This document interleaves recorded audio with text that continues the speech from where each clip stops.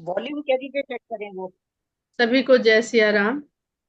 हम लोग रामचरितमानस सुंदरकांड के दोहा संख्या 47 47 से आगे बढ़ेंगे।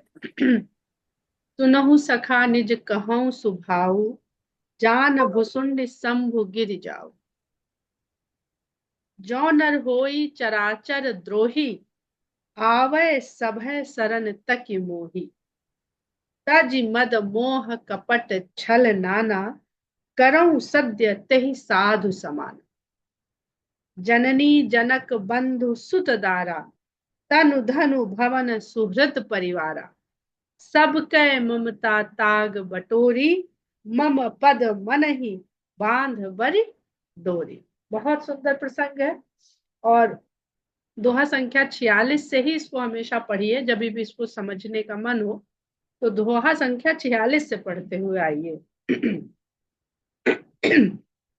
समदर्शी इच्छा कछु नाही। अब भगवान स्वयं कह रहे हैं कि जिसकी कोई इच्छा न रह जाए, हरस शोक भय नहीं मन माही। हम लोग ने कल इसको बहुत अच्छी तरह से बहुत विस्तार से समझा, इसलिए अब इससे आगे बढ़ते हैं। और भगवान कहते हैं कि अस सज्जन मम उर बस कैसे, लोभी हृदय बसई बसई धनु जय।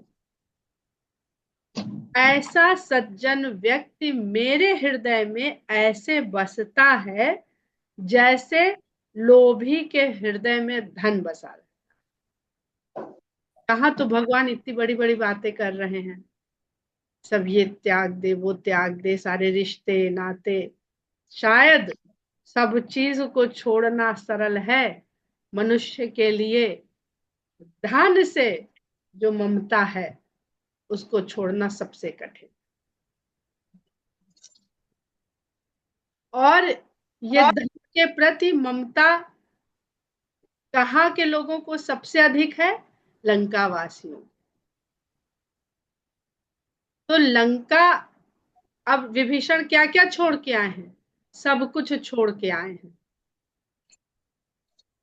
सोने की लंका छोड़ी है और पारिवारिक रिश्ते नाते छोड़ के आ गए। अभी तो उनके साथ उनकी पत्नी और पुत्री नहीं आई है। पता नहीं उनके इस विद्रोह का रावण उनकी पत्नी और पुत्री के साथ क्या व्यवहार करेगा। इस तरह से इसको समझने का प्रयास कीजिए। तो भगवान कह रहे हैं ना कि सबके ममता ताग बटोरी, मम पद मनहि बांध बरि डोरी। समदर्शी इच्छा कछु नाही, हरस शोक भय नहीं मन माही। किसी तरह का हर्ष नहीं, किसी तरह का शोक नहीं। छोड़ना आसान है, बहुत लोग, आसान नहीं पर संभव है, पर उस छोड़ने का शोक सदा मन में बना रहे। अरे हमारे पास तो ये था, हमारे पिता के समय में हमारा ये, हमारे यहाँ ये था, बाबा के समय में ये था। ये क्या है? शोक ही तो है कि तब था अब नहीं है। हम ये न कह के भी कि अब नहीं है, पर हम वो ही महसूस कर रहे हैं। तो ये क्या चीजें हैं? धन ही तो है। आज भी वो वैभव, वो प्रतिष्ठा, वो समृद्धि हमारे मन में बसी हुई है। पा नहीं पा रहे हैं वो अलग बात है, पर मन से नहीं जाती है। पा इसलिए नहीं पा रहे हैं कि जो इच्छा है, कह रहे हैं ना इच्छा कछु नाही। इच्छा किसी चीज को प्राप्त करने के लिए कर्म करने को प्रेरित करती है।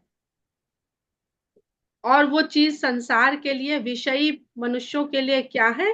तो मोटा मोटा देखिए तो धन है। रिश्ते भी तब बनते हैं संसार में जब धन होता है। लड़का कितना कमाता है, लड़की भी कमाती है, अच्छा फिर तो रिश्ता बढ़िया बनेगा। तो हर चीज के पीछे धन है। और हनुमान जी कौन सी इच्छा लेकर के आते हैं लंका में? कि सीता को ढूंढना है। इच्छा तो है, पर इच्छा क्या है? सीता का पता लगाना है। तो हनुमान जी के हृदय में कौन बसता है सदा? राम सीता बसते हैं, सब देखते हैं। पर क्या सब जने हनुमान जी हो गए हैं? यहाँ हनुमान जी का जो प्रसंग है सुंदरकांड, जो इतना महत्वपूर्ण है, वो इसीलिए है कि भक्त को देखो, भक्त के चरित्र को सुनो। भगवान का चरित्र तो खूब सुना, भक्त के चरित्र को देखो तो शायद भक्त जैसे बन पाओ। जैसे उनके हृदय में राम सीता बसे हैं, तुम्हारे हृदय में कौन बसा है? जो बसा है उसी की इच्छा करोगे और वैसा ही कर्म करोगे। कर्म करोगे तो शायद पा भी जाओगे। समुद्र क्यों नहीं सब लांघ पा रहे हैं? हनुमान ही क्यों लांघ पा रहे हैं? उनकी सामर्थ्य जो है वो साधना से सामर्थ्य, कोई साधना से सामर्थ्य प्राप्त होती है। और ऐसे साधक के सामने सीता का पता लगाना, शक्ति कह लीजिए, भक्ति कह लीजिए, उसके राह में भी इतने रोड़े आते हैं। सुरसा आती है, सिंहिका आती है, लंकिनी आती है, जाने कौन कौन आता है। तो विषयी मनुष्यों के राह में न जाने कितने रोड़े आएंगे।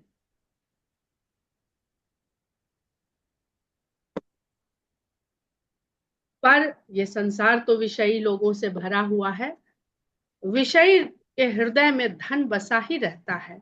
मैं ऐसे लोगों को, जो सज्जन हैं, जिनकी इच्छा तो कम से कम ये हो गई कि अब कोई इच्छा नहीं, भगवान से मांगे तो ये इच्छा करें, ये भगवान मेरी अब कोई इच्छा न रह जाए, ये भी इच्छा है। तो ऐसे लोग मेरे हृदय में बसते हैं।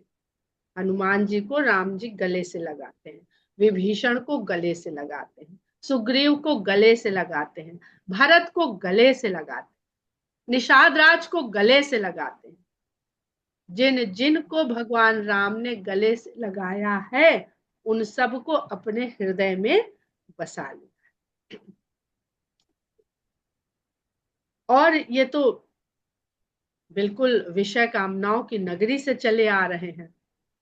जब हनुमान जी ने सब बताया भगवान को, तो मंदिर मंदिर, और वो पढ़िएगा, उसमें गोस्वामी जी ने लिखा है कि वहां भी वैदेही नहीं मिली।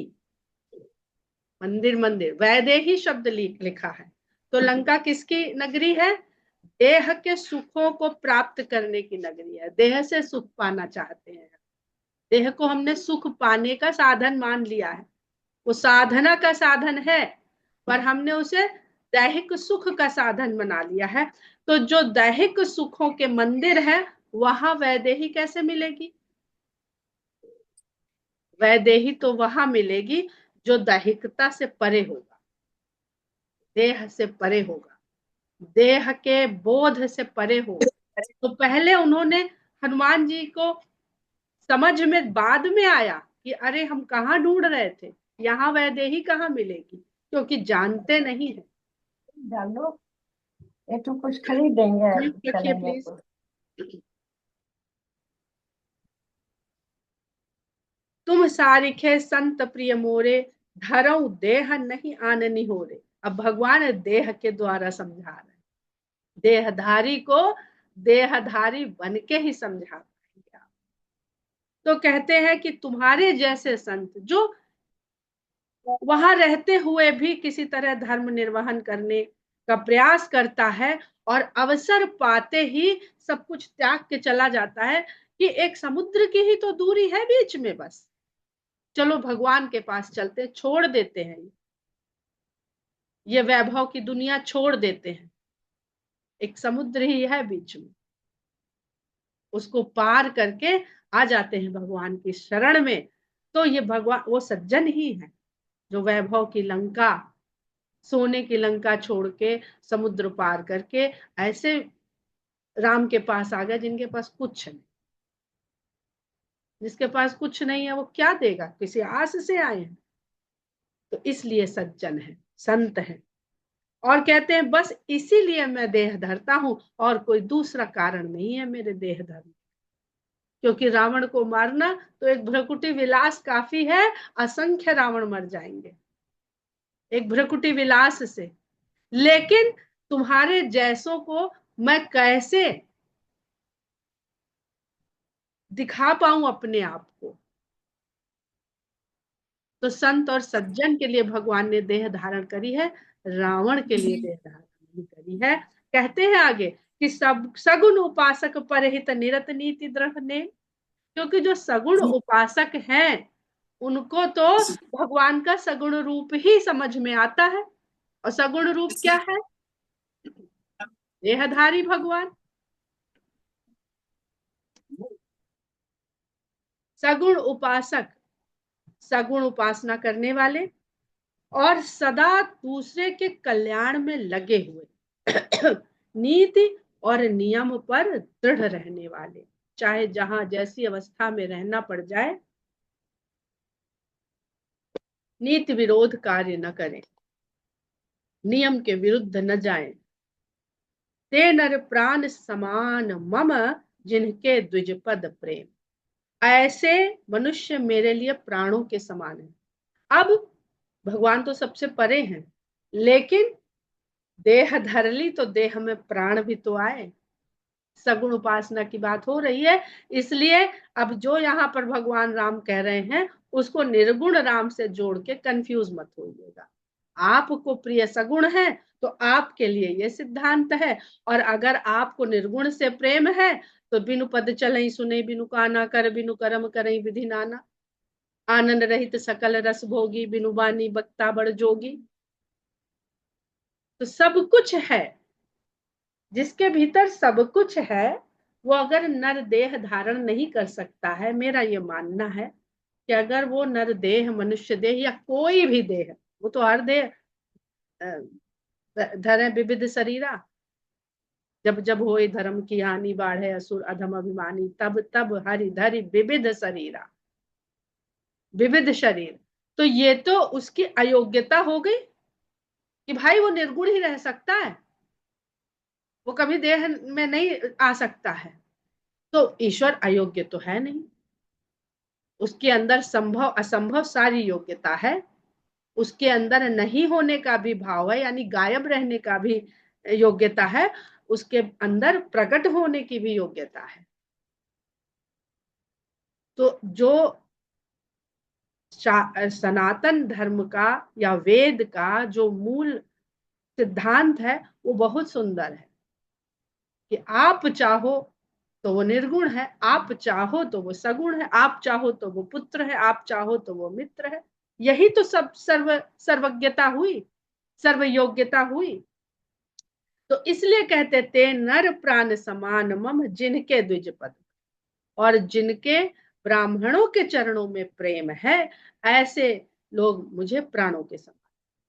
तो भगवान को कौन प्रिय है ये भगवान स्वयं बता रहे हैं। अब लोग कहते हैं कि गोस्वामी जी ने तो सब जगह ब्राह्मण ब्राह्मण ब्राह्मण ही गा दिया। मनुष्य उत्तरकांड में जाइएगा तो सब मिलेगा कि इस चराचर जगत से भगवान एक सा प्रेम करते हैं, पर उनमें फिर किससे थोड़ा ज्यादा, फिर उनमें किससे थोड़ा ज्यादा, फिर उनमें किससे थोड़ा ज्यादा। तो ऐसे करते करते जब ऊपर बढ़ते हैं तो मनुष्य आता है, मनुष्य में ब्राह्मण आता है, ब्राह्मण के बाद सेवक आ जाता है कि उनसे भी प्रिय मुझे दास प्रिय है। तो उस भाव तक उठने में हनुमान बनना पड़ता है कि आप, हनुमान जी बहुत ऊंचे उस पे चढ़े ना। क्या चढ़ने का मतलब है, इतनी ऊंचाई पे चले गए कि मनुष्यता से, वर्ण से, सब चीज से अपने को मुक्त कर लिया, केवल दास हो गए। जो दास हो गया, सेवक हो गया, वो फिर कुछ नहीं रह जाता, उसकी एक पहचान है कि वो दास है, सेवक है। स्वामी और सेवक, उसको दो चीज पता रहती है बस, कि तुम मेरे स्वामी, मैं तुम्हारा सेवक। नर कहो, वानर कहो, ब्राह्मण कहो, जो भी कहो। जब ब्राह्मण का रूप धर के आते हैं तो भगवान भी उनके साथ ठिठोली कर जाते हैं। ब्राह्मणी बन के मिलते हैं ना हनुमान जी, तो उनको तो कैसा कब प्रिय है, जब वो वानर के रूप में आते हैं, अपने वास्तविक स्वरूप में आते हैं। तो ब्राह्मण, द्विज और विप्र, तीन श्रेणी है फिर ब्राह्मण होने की। वर्ण हम लोगों ने वर्णाश्रम की भी बहुत चर्चा करी है। उसमें ये समझा है कि क्या शूद्र है, क्या वैश्य है, क्या क्षत्रिय है और क्या ब्राह्मण है। तो जब ब्राह्मण हो गए तो ब्राह्मण की भी तीन श्रेणी हो गई। ब्राह्मण हो गए, द्विज हो गए। द्विज यानी दोबारा जन्म लेना, किस लिए? परहित के लिए। एक ब्राह्मण है जो ब्रह्म के खोज में, ब्रह्म के ज्ञान के लिए लगा है, बस लगा है, वो ब्राह्मण है। बाकी ब्राह्मण नहीं है, लिखते चाहे जो हो।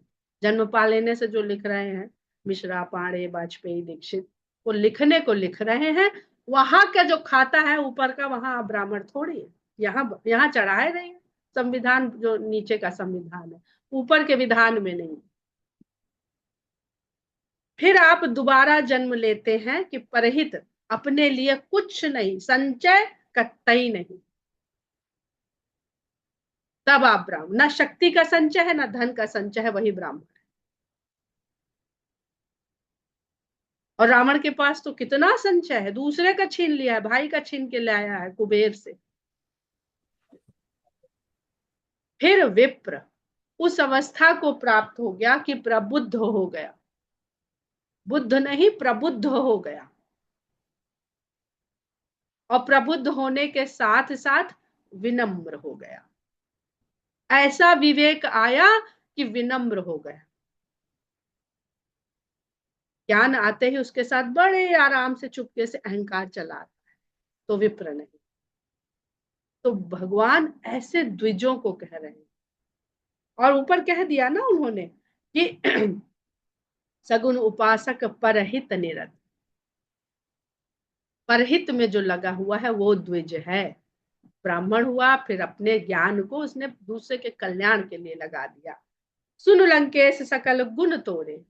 हे लंकेश, तुम्हारे पास तो सारे गुण हैं जो मैंने बताए। ताते तुम अतिशय प्रिय मोरे, इसी से तुम मुझे अत्यधिक प्रिय हो। राम वचन सुनि बानर जूथा, सकल कहा ही जय कृपा बरूथा। राम के ये वचन जब वानर के दल ने सुने तो वो सब भगवान की जय जयकार करने लगे, जो कृपा के आगार हैं, भंडार हैं, समूह है। सुनत विभीषण प्रभु कै बानी, नहीं अघात श्रवणामृत जानी। विभीषण जी प्रभु की वाणी सुन रहे हैं और उनके कान अघा नहीं रहे, तृप्त नहीं हो रहे। भगवान स्वयं बता रहे हैं। भगवान ने शबरी को बताया है, विभीषण को बताया है, आगे उत्तरकांड में सुनेंगे तो वहां भी बताया है अपने मुख से। पद अम्बुज गहि बारहि बारा, हृदय समात न प्रेम अपारा। सुनत विभीषण प्रभु के बानी, नहीं अघात श्रवणामृत जानी। पद अम्बुज गहि बारहि बारा, हृदय समात न प्रेम अपारा। जब हम लोग भगवान की खाली लीला सुनते हैं तो मन नहीं आघाता है, तो विभीषण जी की क्या दशा हो रही होगी, जो सामने बैठ के भगवान के मुखार बिंद से सुन रहे हैं ये वचन। तो बार बार उनके चरण कमल पकड़ते हैं, और जो प्रेम उनके हृदय में उमड़ता है वो अपरंपार है, अपार है, कोई थाह नहीं है। सुनहु देव सचराचर स्वामी, प्रणत पाल उर अंतर जान। विभीषण जी कहते हैं कि हे सारे चराचर जगत के स्वामी, आप अंतर्यामी हैं और अपने शरण में आए हुए को रक्षा करने वाले। प्रणत पाल, पालने वाले यानी बचाने वाले, और अंतर्यामी है। तो अब अंतर्यामी है तो इनसे साफ साफ बोल दो, बार बार हमें लंकेश काहे कह रहे हैं। एक तरफ तो संत और सज्जन की श्रेणी में रख रहे हैं, लेकिन ये बार बार संबोधन हमें लंकेश का दे रहे हैं। तो कहता है उर कछु प्रथम वासना रही, प्रभु पद प्रीति सरित सो गई। हाँ, मेरे हृदय में पहले कुछ तो वासना थी। वासना विषय संबंधित इच्छा, विषयों से जुड़ी हुई कामना, इच्छा ही वासना है। भगवान ने कहा कि समदर्शी इच्छा कछु नहीं, और अंतर्यामी है। ये अब विभीषण कह रहा है। तो उर कछु प्रथम वासना रही, मेरे हृदय में पहले तो कुछ वासना थी, क्या क्या कि सुग्रीव को राज्य मिल गया, उनके शरणागत होते ही क्या पता हमें भी मिल जाए कुछ ऐसा। हम लोग जाते हैं ना, किसी एक का सुन लिया कि भाई वहां दर्शन कराओ, वहां हम गए, उसके बाद तो मेरा बिजनेस ऐसा चला कि हमने पलट के नहीं देखा। हम सब छोड़ छाड़ के जो घर में कर रहे थे, जिनको पूज रहे थे, वो छोड़ देते और वहां चल पड़ते। यही वासना है जो हमें ले जाती है वहां पर। इसके लिए तो बहुत कम लोग जाते हैं ना, कि वहां गए थे, भगवान का दर्शन, बस लगा कि भगवान के दर्शन ही कर लिए, तो स्वीकार कर लेता है कि मेरे हृदय में पहले तो कुछ वासना थी, लेकिन प्रभु पद प्रीति सरिस सो बही, लेकिन प्रभु के चरणों के प्रेम रूपी नदी से वो बह गए। भगवान के चरण छूने से ही तो वैकुंठ से गंगा जी नीचे आई है। तो वो गंगा कौन है? यही गंगा है जिसको हम लोग बार बार पौराणिक कथा के रूप में, भौतिक तत्व के रूप में, भौतिक है जल, जल पंचभूत भूत आदि तत्वों में से एक है, उसको माने बैठे हैं। तो सगुण गंगा वो है और निर्गुण गंगा ये है, प्रेम की गंगा। प्रेम ही निर्गुण भगवान है, वो दिखता नहीं है। मेरा तो अपना ये मानना है कि प्रेम भी तो नहीं दिखता है, तो क्या हम उसको नकार देते हैं कि एग्जिस्ट नहीं करता है? नहीं नकारते। हमारे अपने घर परिवार में, हमारे अपने रिश्तों में, सब में आपस में प्रेम है। लेकिन कोई कहे कि दिखाओ, हम गिफ्ट दिखा देंगे, हम केयर दिखा देंगे, लेकिन प्रेम नहीं दिखा पाएंगे, ये देखो प्रेम ऐसा दिखता है। तो क्या हम उसको कहते हैं कि नहीं नहीं एग्जिस्ट नहीं करता? तो भगवान नहीं दिखता है तो हम क्यों नकार देते हैं कि वो नहीं एग्जिस्ट करता? जब प्रेम निर्गुण है, उसको दिखाने के लिए हमें सगुण का सहारा लेना पड़ता है। हमें सोने का हार, बढ़िया बढ़िया कपड़े, मकान, दुकान, गाड़ी, इनका सहारा लेना पड़ता है।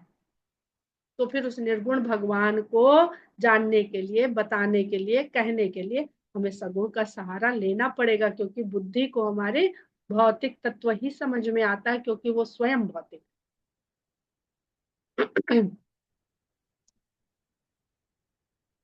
तो कहते हैं अब कृपाल निज भगति पावनी देहु सदा शिव मन भाव। अब वो वासना चली गई, तो अब क्या कहते हैं कि हे कृपाल, अब अपनी वो पवित्र भक्ति दीजिए जो सदा शिव के मन को भाती है। शंकर जी ने तो सब बांट दिया, कुछ रखा ही नहीं। ये भी कथा हम लोग बार बार सुन चुके हैं। लेकिन अपने पास क्या रख लिया? राम का नाम का महामंत्र अपने लिए रख लिया। तो वही भक्ति हमको दीजिए। और शंकर जी से ही उनका भाई सब ये सब लेके आया है, रावण, जिसपे बैठ के ठलाता है सोने की लंका। उसने नहीं मांगा शंकर भगवान से जो विभीषण मांग रहे हैं। एवं मस्तु कही प्रभु रन धीरा, मांगा तुरंत सिंधु करनी। भगवान ने कहा ऐसा ही हो, और तुरंत समुद्र का जल मंगवाया। जदपि सखा तव इच्छा नाही, मोर दरस अमोघ जग माही, अस कही राम तिलक ते सारा, सुमन वृष्टि नभ भई अपार। जब आप इच्छा छोड़ देते हैं, तब वस्तु आपके पास स्वयं आती है। ये सिद्धांत है ही है। आप उसके पीछे भागेंगे, वो दूर भागेगी। आप कह देंगे मुझे नहीं चाहिए, मुंह मोड़ लेंगे, तो कहेगी अरे ये तो छूट गया हमसे, तब वो दौड़ के पास आपके आपके पास आएगी। फिल्मों में प्रेम का पटाने का सिद्धांत यही दिखाते हैं ना, कि जब तक लड़का लड़की पीछे पीछे पीछे पीछे भाग रहा है, लड़की नखरे दिखाए, दोस्त कहते नहीं इसको अवॉइड कर, अवॉइड किया तो फिर अरे अभी तक तो मुझे बड़ा अपने पे रश था कि मैं इतनी खूबसूरत हूँ, मेरे पीछे पीछे आ रहा, आज तो इसने बिल्कुल ऐसे कर दिया, तब भगती है। यही माया का वो है, उदाहरण दे रहे हैं। इसको हल्केपन में मत ले जाइए। तो कहते हैं भगवान कि यद्यपि तुम्हारी इच्छा नहीं है, क्योंकि अब तुमने स्वीकार कर लिया है कि कुछ वासना रह गई थी, पर वो अब आपके प्रीत की नदी में बह गई है, तो अब मेरा दर्शन जो है वो अमोघ नहीं है, वो निष्फल नहीं होगा। यही मनु जी से भी तो कहे थे, जब मनु जी ने कहा कि नाथ देखी पद कमल तुम्हारे, अब पूर्ण सब काम हमारे, अब हम मांगेंगे, अब तो सारी कामनाएं पूर्ण हो गई। तो वो कहते भाई ये तो होएगा नहीं, पर ये मेरा अपना नियम है कि मेरा दर्शन पाए। तो मैं जाऊं भी तो कि यहीं बैठा रहूं तुम्हारे संतुष्टि के लिए, तो कुछ मांग लो ताकि मैं जा सकूं। तो पुत्र के रूप में मांग लेते कि जाते हो तो जाओ, ऐसा बुलाएंगे कि फिर जाने की बात नहीं कर पाओगे। तो फिर भी आए और फिर भी चले गए। तो कहते हैं कि मेरा दर्श तो अमोघ नहीं है, बाण छूटा है राम के धनुष से तो जाके लगेगा जरूर। दर्शन किया है तो कोई ना कोई फल, और किस भाव से दर्शन किया है। अस कही राम तिलक तही सारा, ऐसा कहते हुए राम ने समुद्र का नीर मंगवा के विभीषण को तिलक किया। और ये क्षण देखते हुए आकाश से देवताओं ने पुष्पों की वर्षा करी कि अब तो ये लगता है ऐलान हो गया है, क्योंकि रावण के रहते विभीषण राजा हो जाए ये तो हो नहीं सकता। तो भगवान ने देवताओं को भी ये सूचना दे दी कोड वर्ड में कि भैया राजा नियुक्त कर दिया, इसका मतलब पुराना राजा अब हटने वाला है। रावण क्रोध अनल निज श्वास समीर प्रचंड जरत विभीषण राखे दीन है राजु अखंड। भय से आया था, भयभीत था, शोक में भी था कि पता नहीं क्या होगा। छोड़ आया था, राम के भरोसे सब छोड़ आया था। तो गोस्वामी जी लिखते हैं कि रावण का क्रोध अग्नि के समान है और विभीषण की अपनी स्वयं की श्वास वह प्रचंड समीर है जो इस उस आग को भड़काएगी कि जिसमें विभीषण जल के राख हो जाएगा। तो जरत विभीषण राखेऊ, ऐसे विभीषण की भगवान ने रक्षा कर ली और दीन है राज अखंड, अखंड राज सौंप दिया। सुंदर कांड में अग्नि का इतना रहस्यमय, इतना गूढ़ वर्णन गोस्वामी जी ने कर दिया है कि अगर बैठ के खाली अग्नि पे चर्चा करने लगेंगे ना, कि सीता माता ने जहां से अंगार मांगा है, फिर हनुमान जी ने पूरी लंका को जला दिया है, और यहाँ पर विभीषण कौन सी अग्नि में जल रहे हैं, ये सब आपको बहुत कुछ स्पष्ट करेगा। जो संपत्ति शिव रावण ही दीन दिए 10 मान, शंकर जी से मांग के लाया था लंका का राज्य, उनको कैसे प्रसन्न किया था, 10 बार अपना शीश काट काट के चढ़ाया और अनगिनत शीश पा गया। उसके बदले में सोई संपदा विभीषण ही सकुच दीन रघुनाथ, वो संपत्ति भगवान राम संकोच के साथ दे रहे हैं कि भैया तेरी इच्छा नहीं है, पर क्या करूं, मेरा दर्शन पाया है तो कुछ देना है, तो इसे स्वीकार कर, संकोच के साथ।